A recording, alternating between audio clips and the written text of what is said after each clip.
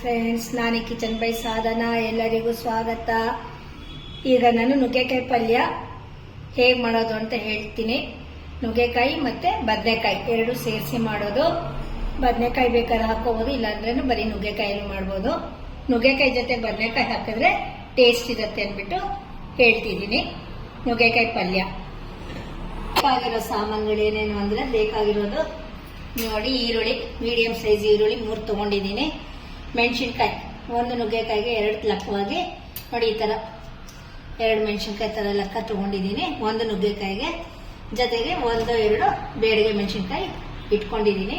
ಬೆಳ್ಳುಳ್ಳಿ ಒಂದು 7-8 ಎಳ್ಸು, ಒಂದು 7-8 ಎಳ್ಸು ಬೆಳ್ಳುಳ್ಳಿ, ಕರಿಬೇವು ಮತ್ತೆ ಧನಿಯಾ 3 ಸ್ಪೂನ್ ತಗೊಂಡಿದ್ದೀನಿ. ಹುಣಸೆ ಹಣ್ಣು ಮೀಡಿಯಂ ಸೈಜ್ ನಿಂಬೆ ಹಣ್ಣು ಇರುತ್ತಲ್ಲ, ಚಿಕ್ಕದು ಇದಪ್ಪ ಮೀಡಿಯಂ ಸೈಜ್ ನಿಂಬೆ ಹಣ್ಣು ಅಷ್ಟು ಹುಣಸೆ ಹಣ್ಣ ಈ ತರ ನೀರು ಸಂವಾಗಿ ಒಂಥರ ಗುತ್ತವಾಗಿ ನೆನೆಸ್ಕೋಬೇಕು.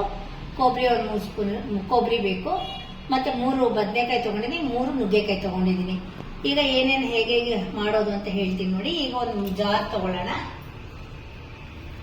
ಜಾರಲ್ಲಿ ನಾನೀಗ ನೋಡಿ ಕೊಬ್ಬರಿ ಹಾಕೊಳ್ತೀನಿ. 3 ಸ್ಪೂನ್ ಕೊಬ್ಬರಿ ನೋಡಿ, ಸ್ಪೂನು ಈ ತರ 2 3 ಇನ್ನೊಂದು ಸ್ವಲ್ಪ ಹಾಕ್ಕೊಳ್ತೀನಿ. ಇಷ್ಟು ಸಾಕು. 3 ಸ್ಪೂನ್ ಗೋಪುರವಾಗಿ 3 ಸ್ಪೂನ್ ಗೋಪುರವಾಗಿ ತಗೊಳ್ಳಿ. ಮತ್ತೆ ಧನಿಯಾನು 3 ಸ್ಪೂನ್ ತಗೊಂಡಿದ್ದೀನಿ ನೋಡಿ. ಧನಿಯಾನು 3 ಸ್ಪೂನ್ ತಗೊಳ್ತೀನಿ. 1 2 3 ಸ್ಪೂನ್ ಧನಿಯಾ. ಕೊಬ್ಬರಿ ಒಂದು 3 ಸ್ಪೂನ್ ಅಷ್ಟು ಗೋಪುರವಾಗಿ 3 ಸ್ಪೂನ್ ಕೊಬ್ಬರಿ ತಗೊಳ್ಳಿ. ಧನಿಯಾ 3 ಸ್ಪೂನ್ ತಗೊಳ್ಳಿ. ಮತ್ತೆ ಮೆಣಸಿನ್ಕಾಯಿ ನಾನು 3 ಬದನೆಕಾಯಿ ಹಾಕಿದ್ದೀನಲ್ಲ, 6 ಮೆಣಸಿನ್ಕಾಯಿ ಹಾಕೊಂಡಿದ್ದೀನಿ.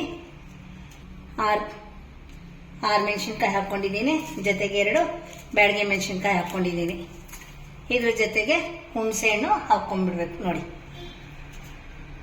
ಇದಿಷ್ಟು ಫಸ್ಟ್ ರುಬ್ಕೋಬೇಕು ನೋಡಿ ಸ್ನೇಹಿತರೆ. ಇವಾಗ ಈ ತರ ರುಬ್ಕೊಂಡಿದೀವಿ. ಈಗ ಇದರಲ್ಲಿ ಈರುಳ್ಳಿ ಬೆಳ್ಳುಳ್ಳಿ ಹಾಕಿಲ್ಲ ನಾವು.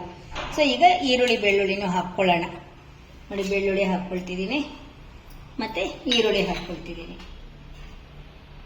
ನೋಡಿ ಸ್ನೇಹಿತರೆ. ಬೆಳ್ಳುಳ್ಳಿ ಮತ್ತೆ ಈರುಳ್ಳಿ ಹಾಕೊಂಡಿದ್ದೀನಿ. ಅರ್ಶಿನದ ಕೊಂಬು ಅಷ್ಟು, ಅರ್ಶಿನದ ಕೊಂಬಿದ್ರೆ ಹಾಕೋಬಹುದು, ಇಲ್ಲಾಂದ್ರೆ ಅರ್ಶಿನದ ಪೌಡರ್ ಆಮೇಲೆ ಹಾಕೋಬಹುದು. ರುಬ್ಬೇಕಾದಾಗಾದ್ರೂ ಹಾಕೋಬಹುದು, ಯಾವಾಗಾದ್ರೂ ಹಾಕೊಳ್ಳಿ. ಆಮೇಲೆ ಬೆಲ್ಲ ಅಷ್ಟೇ, ಅದು ಚಾಯ್ಸ್. ಬೇಕಾದ್ರೆ ಹಾಕೋಬಹುದು, ಇಲ್ಲ ಅಂದ್ರೆ ಇಲ್ಲ. ಹಾಕೊಳ್ದೇ ಇದ್ರು ಚೆನ್ನಾಗಿರುತ್ತೆ, ಹಾಕೊಂಡ್ರು ಚೆನ್ನಾಗಿರುತ್ತೆ. ಅದು ನಿಮಗೆ ಚಾಯ್ಸ್ ಬಿಟ್ಟಿರುತ್ತೆ. ಹಾಗಾಗಿ ನಾವು ಸ್ವಲ್ಪ ಬೆಲ್ಲ ಅಭ್ಯಾಸ, ಅದರಿಂದ ಬೆಲ್ಲ ಸ್ವಲ್ಪ ಹಾಕಿದ್ದೀನಿ. ಮತ್ತೆ ಇದು ಇನ್ನೊಂದ್ಸತಿ ಪೇಸ್ಟ್ ಮಾಡ್ಕೋಬೇಕು ನೋಡಿ ಸ್ನೇಹಿತರೆ.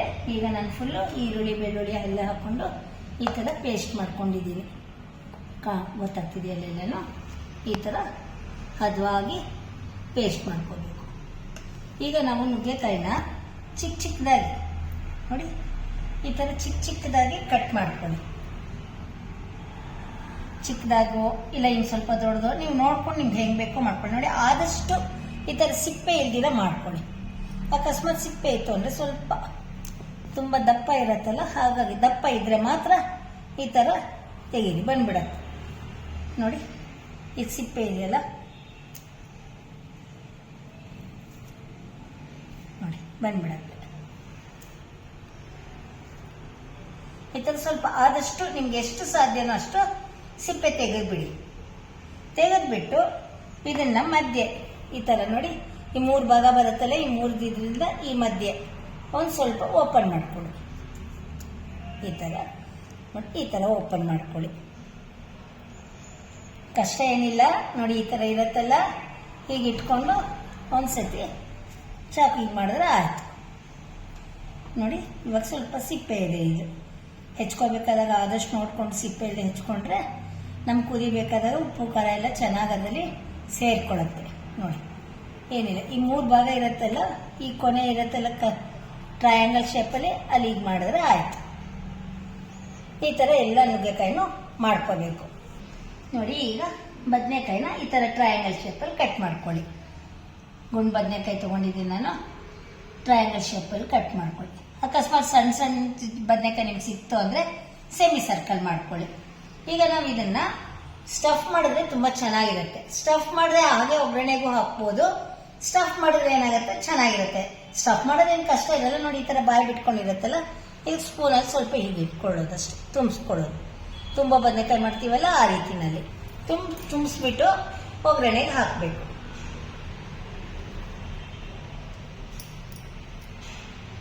ನೋಡಿ ಏನಿಲ್ಲ, ಈಗ ಪ್ರೆಸ್ ಮಾಡಿದ್ರೆ ಬರುತ್ತೆ. ನಾವು ಸೀಡ್ಸಿರ್ತೀವಲ್ಲ ಆ ಕೊನೆ ಇಟ್ಕೊಂಡು ಪ್ರೆಸ್ ಮಾಡಿದ್ರೆ ಬರುತ್ತೆ. ನೋಡಿ ಸ್ನೇಹಿತರೆ, ಇಷ್ಟು ಮಾತ್ರ ಎಣ್ಣೆ ಹಾಕೋಬೇಕು ನಾವೀಗ. ಈ ಸ್ಪೂನಲ್ಲಿ 1/4 ನೋಡಿದ್ರಲ್ಲ ಎಣ್ಣೆ, ಅಷ್ಟು ಮಾತ್ರ ಎಣ್ಣೆ ಸಾಕು. ಹಾಕೊಂಡ್ಮೇಲೆ ಸಾಸಿವೆ, ಇಂಗು, ಕರಿಬೇವು ಒಗ್ಗರಣೆಗೆ ಹಾಕೋಬೇಕು.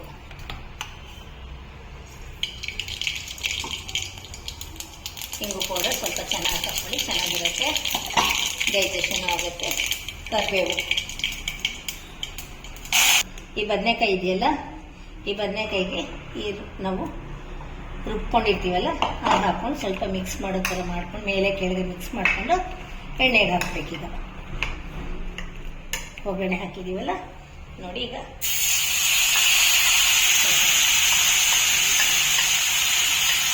ಒಂದು ಸ್ವಲ್ಪ ಬಿಸಿ ಬರೋ ಥರ ಕೈ ಹಾಕೊಳ್ಳೋಣ.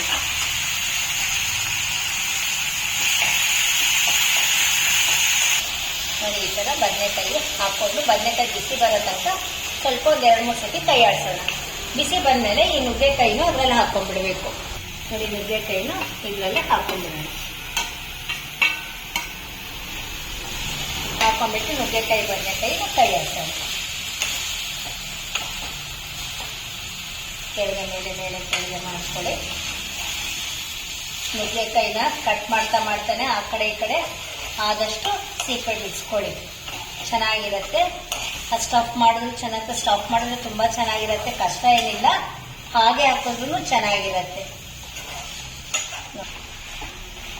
ಈಗ ನಾವು ಹಸಿ ಈರುಳ್ಳಿ ಅದು ರುಬ್ಕೊಂಡಿರೋದು, ಹಾಗಾಗಿ ಇದನ್ನು ಹಾಕೊಂಡ್ಬಿಡೋಣ.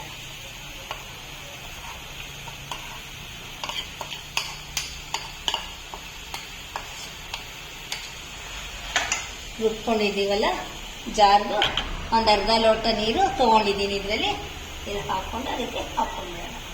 ಮತ್ತು ಕೈ ಆಡಿಸೋಣ, ಚೆನ್ನಾಗಿ ಕೈ ಆಡಿಸೋಣ.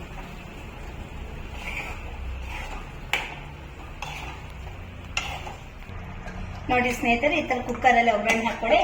ತೋರಿಸೋದಕ್ಕೆ ವಿಡಿಯೋಗೆ ಈಸಿ ಆಗುತ್ತೆ ಅಂತ ನಾನು ಬಾಣಲಿ ತಗೊಂಡಿದ್ದೆ. ಆಯಿತು ಅಂದರೆ ಕುಕ್ಕರಲ್ಲಿ ಈ ಥರ ಒಗ್ಗರಣೆ ಹಾಕ್ಕೊಳ್ಳಿ. ಚೆನ್ನಾಗಿ ಬಿಸಿ ಬರೋ ಥರ ಒಂದು 2-3 ಸತಿ ಕೈ ಆಡಿಸಿ. ಆಮೇಲಿಂದ ಈಗ ನಾವು ರುಚಿಗೆ ತಕ್ಕಷ್ಟು ಉಪ್ಪು ಹಾಕಿ ನೀರು ಹಾಕಿ 2 ವಿಜಿಲು ಕೂಗ್ಸೋಣ. ನೋಡಿ ಸ್ನೇಹಿತರೆ, ಈ ಥರ ಇಷ್ಟು ಮಾತ್ರ ನೀರು ಹಾಕ್ಕೋಬೇಕು. ಇನ್ನೊಂದು ಸ್ವಲ್ಪ ನೀರು ಹಾಕ್ತೀನಿ ನೋಡಿ. ನೋಡಿ ಈ ಥರ ಇಷ್ಟು ಮಾತ್ರ. ಈ ಸಾಗು ಗೊಜ್ಜು ಮಾಡಬೇಕಾದಾಗ ಹೇಗಿರುತ್ತೋ ಆ ಮಾತ್ರಕ್ಕೆ ನೀರು ಹೊಂದಾಣಿಕೆ ಮಾಡ್ಕೊಳ್ಳಿ. ಅಂದರೆ ಈಗ ನಾನು ಈ ಲೋಟದಲ್ಲಿ ಒಂದು ಅರ್ಧ ಲೋಟ ನೀರು ಹಾಕಿದ್ದೀನಿ. ಈಗ ನಾವು ಪ್ರೆಷರ್ ಇಡೋಣ, ಕುಕ್ಕರ್ ಮುಚ್ಚಿ ಪ್ರೆಷರ್ ಇಡೋಣ. ನೋಡಿ ಸ್ನೇಹಿತರೆ, 2 ಟೈಮ್ಸ್ ಕೂಗಿದೆ, 2 ಸತಿ ಕೂಗಿದೆ. ಈಗ ಓಪನ್ ಮಾಡ್ತಿದ್ದೀನಿ. ಆ ಥರ ಘಮ ಘಮ ಅಂತಿದೆ ನೋಡಿ, ತುಂಬ ಚೆನ್ನಾಗಿದೆ. ನೋಡಿ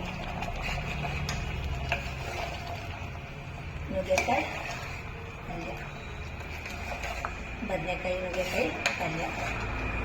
ಈ ಥರ ಚಪಾತಿಗೆ, ನಿಮಗೆ ಅದಕ್ಕೆ ಬೇಕು ಊಟಕ್ಕೆ, ಪೂರಿ ಎಲ್ಲದಕ್ಕೂ ನಂಚ್ಕೋಬೋದು, ಚೆನ್ನಾಗಿರುತ್ತೆ.